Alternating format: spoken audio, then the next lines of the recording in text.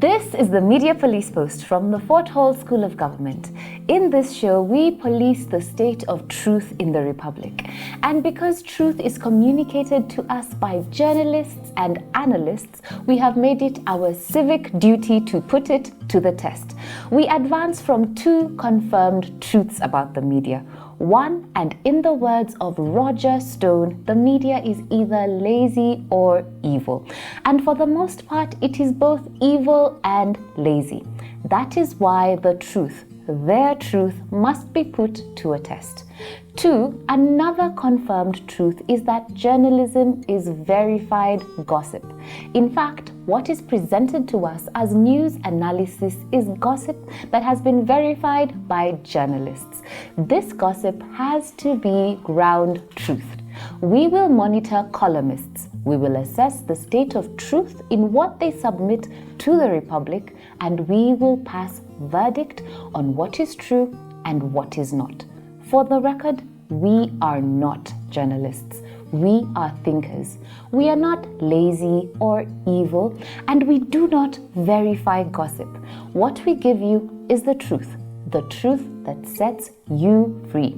On today's show, we will discuss either our favorite columns of last week or columns which reflect unformed and uninformed opinions and columns that made you stupid.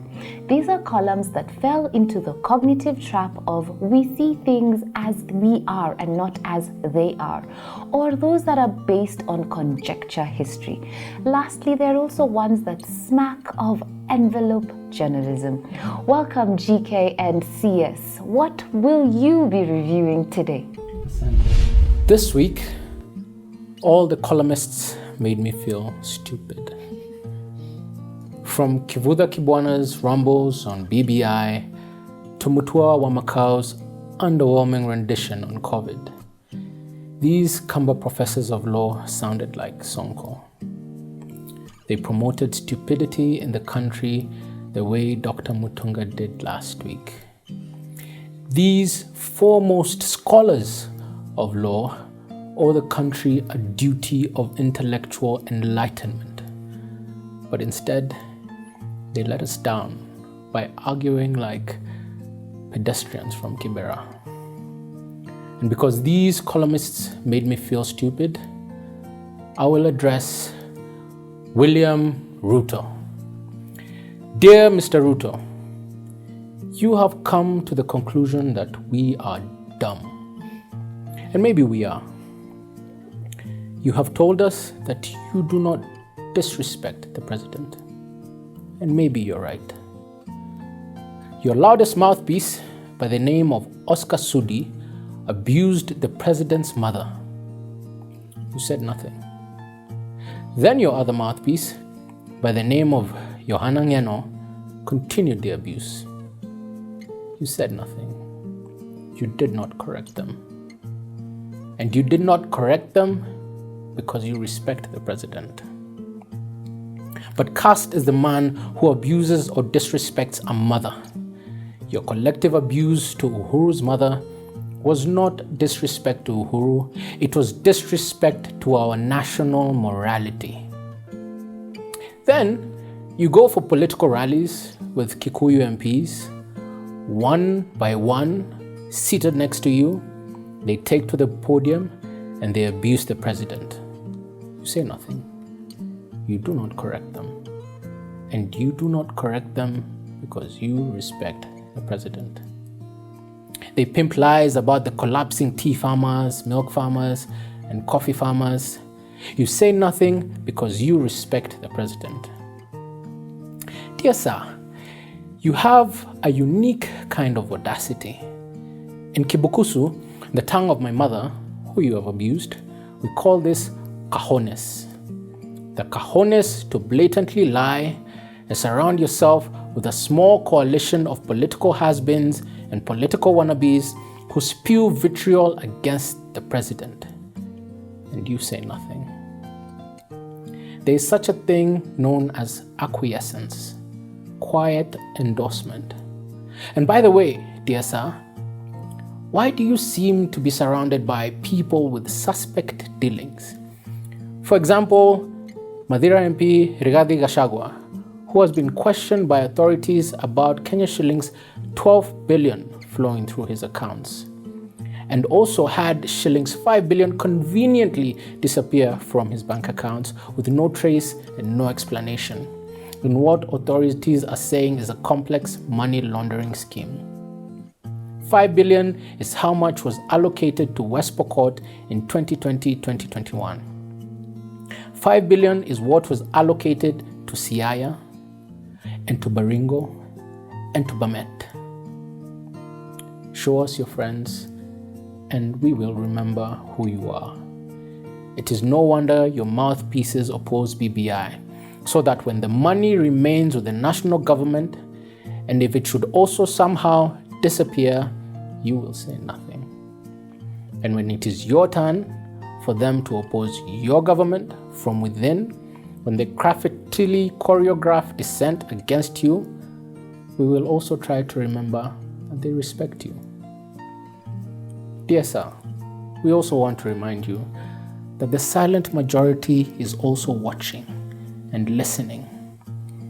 They are watching and listening as you say nothing, and they will try to remember that you respect the president. Tough words there. And we respect the president. Dear Mr. Ruto, the post-Uhuru Kenyatta national chessboard is going to be the most bloody in the history of our country. For starters, there will be no 50% plus one winner in the coming election. We will have a runoff. But before the runoff happens, the election results will be contested, which means that if we did an election for 123 days under the current constitution, we are likely to do an election for a good 6 months in 2022. The best case scenario is that we will have the new president sworn in February 2023. The worst case scenario is that the election could continue until December 2023. And we ask our viewers to read Articles 138 to 141 of the Constitution and do their own simulations. People, this Constitution is nothing but political nonsense. Bure kabisa. Dear Mr. Ruto, this week I was disappointed by Kivutha Kibwana's engagement in a one-man charade against BBI. Like you, Kibwana is not thinking about country or the next generation. He's thinking about the next election. And like you, Kibwana is not opposed to BBI because it is creating positions for other people.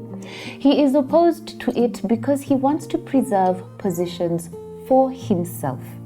Like you, he wants the Ferrari presidency instead of the Matatu presidency.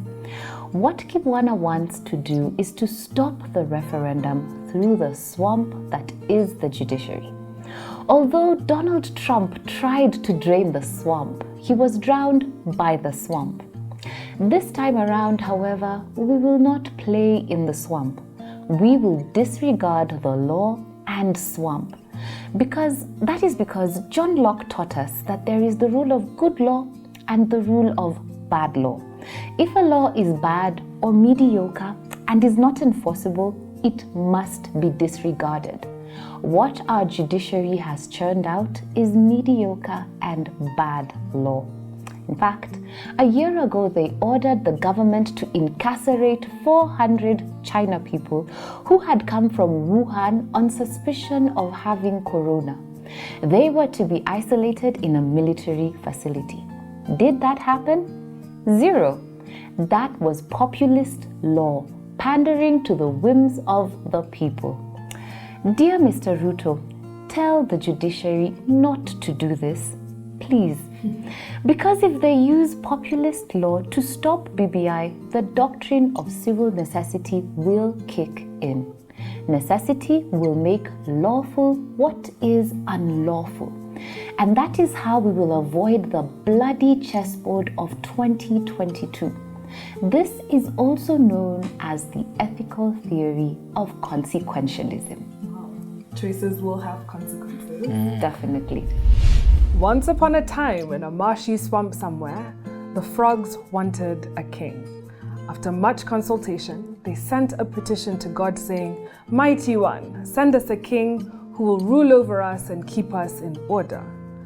God laughed at the request and dropped a huge log into the swamp. At first, the frogs were horrified by this monster king. They groveled and worshipped him, but with time, they discovered that the log was motionless. He said nothing. This frustrated them. Then the bravest of the frogs moved towards it and touched it with great fear. It did not move or strike back. Days later, the Murkomen of the Frog Kingdom climbed onto the log and started dancing and jumping all over it. It did not move. Seeing this, all the other frogs mounted the log and danced their heads and hearts onto it.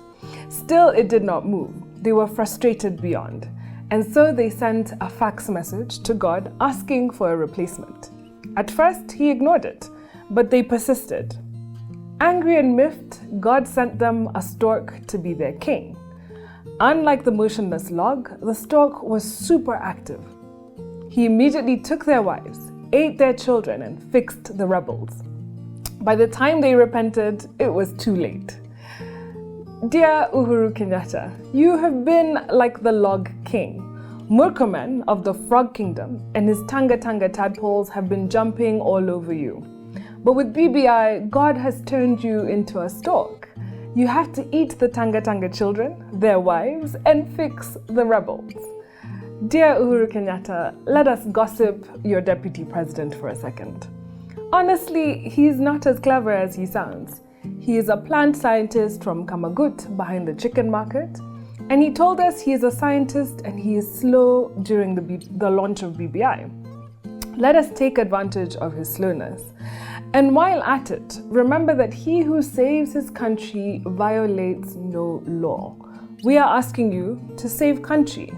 You must do unto others before they do you. That is what Machiavelli taught us after he read the Bible.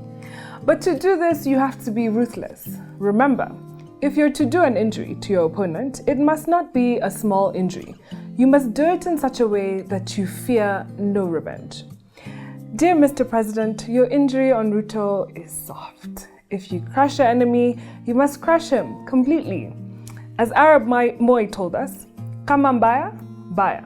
If things are bad, they're bad. So do not recite poetry to a man carrying a sword. Brandish your sword as well. Lastly, the book of Elohim teaches us that when you encounter an enemy, you must crush them with no mercy. You must show them no mercy because they will show you none. Do not recite poetry to a man carrying a sword. There you go. Thank you for joining us on Media Police Posts. Columnists, we have put you on notice. Join us next week.